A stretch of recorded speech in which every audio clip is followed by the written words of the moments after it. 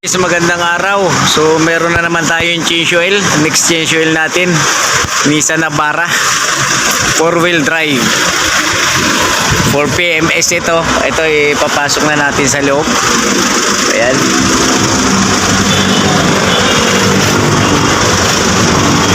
So yun, shout out sa mga customer natin, sa mga ka-team mechanic.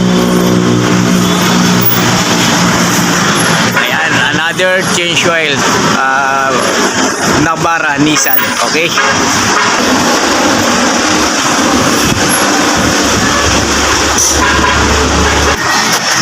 ayun mga kaibigan, ipa-flashing na si Navara para naman malinis pagka nilagay na yung bagong langis. Ayan, advisable naman to na flashing oil natin dahil produkto naman siya ni Shell. Wow, naka-gloves pa. Tapos ito, paanda rin nga pala natin siya ng 3 to 5 minutes, mga 5 minutes sa diesel. So ito guys, paanda rin na natin para ma-flashing, para pag dinri natin, malabnaw na yung kanyang langis. So push button siya. Ito.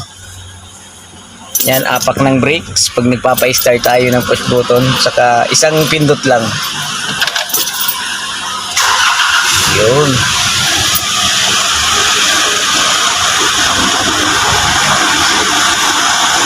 $72,712. So yun yung mileage ni Navara ngayon. Nagpa-change oil daw to mga boss, mga kaibigan doon sa ating tropa. Yan, shout out sa inyo, Boss Joel, Boss Ray. Ayan, ang ating mga chief mechanic ng Shell San Sebastian, Kawit. So sila nag-change oil nito nung last na change oil na Nissan Navara. Okay, so ayun, mga ilang minutes lang natin to, pa-flashing muna natin. So ito guys, yung cabin filter nito, grabe na yung si Navara at saka air cleaner, grabe. So ito, papatayin na muna natin. So ito guys, papatayin na natin si Nissan Navara para ma-change oil na. 5 minutes na. Okay. Few moments later. So ito mga boss, dinidri na natin yung langis ni Nissan Navara. Ayan, na-flashing na siya. Talagang lumabnaw na siya bago i-drain. Diba? Talagang malinis siya pagka nilagay na yung bagong langis. Flashing na flashing. Tapos yung oil filter ni Navara nandito sa passenger side sa kanan, sa taas. Tapos yun nga pala mga boss, syempre kasama sa check-up, brakes, na-check natin, manipis na palang brake pad niya. So ito, papakita natin. Ayan. Talagang full replace na dahil nasa na siya, red warning sa ating caliper. Ayan, napakanipis na. Ayan. So ngayon, ang lang may-ari kung saan siya makakabili nito, siya na lang mag-provide ng brake pads. Basta importante na check natin.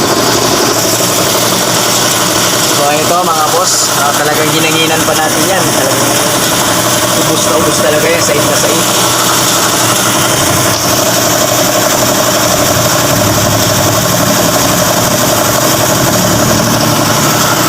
Sige, baba. Ayan, ibalik na switch up. Sige. So yan mga boss, tinatanggal na yung oil filter. Nasa taas siya. So ang oil filter nga pala ni Nissan Navara 206 na bit. Ayan o.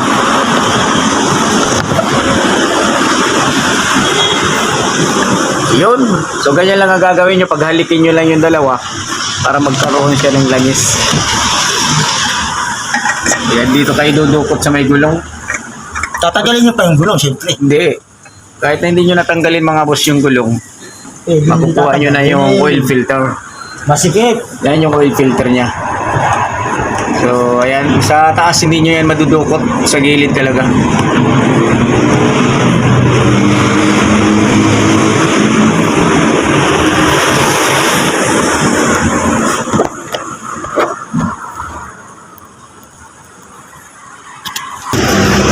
Tay-tay. Mamaya tumaga siya na. Tay-tay ka dyan. So ayan mga kaibigan, kailangan higpitan nyo rin kahit pa paano ng filterage. Pati tinatanggal mo ulit. Anak babagkan eh. So ayan, talagang kailangan maayos yan kasi maliit na bagay yan, malaki yung problema dyan pag yan nahulog. Okay guys, so sasali na tayo ng langis. Balik muna ang gulong. So yun mga boss, sinali na natin yung langis. Tapos papalit pala tayo ng brake pads dahil ano na, manipis na rin. So ang ginamit fully synthetic, pang 10,000 kilometers nga pala yan. Ano advantage pa yan? Yung full synthetic, ay yung 10,000 yan. Oh, ito 10,000. Yung semi 7,000. Pero pag sa buwan naman, syempre mas mahaba siya kumpara sa blue. Yung blue, pang 6 months. Oo. 6 yun hanggang 7. Ito kahit mga 10 buwan, kaya niya. Eh yung mga iba nga, yearly. Taon-taon na nga eh. Ano din mo, kasi mas mahal dito eh. Opo.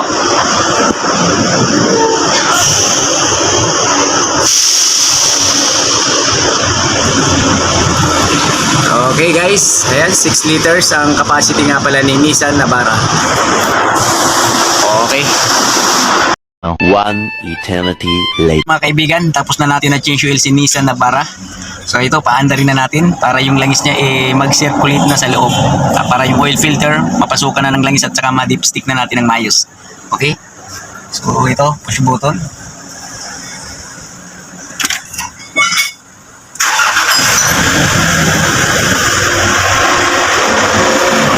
So, ayun, napakabilis lang naman mag-change oil. Napaka-basic, check up, yun lang. So, ang mileage nga nito, 72,712. So, next change oil, mga ano na ito, 80,000. So, ayun mga boss, pag-follow, subscribe, comment, share ng ating channel, Jess Mechanic. Ayan.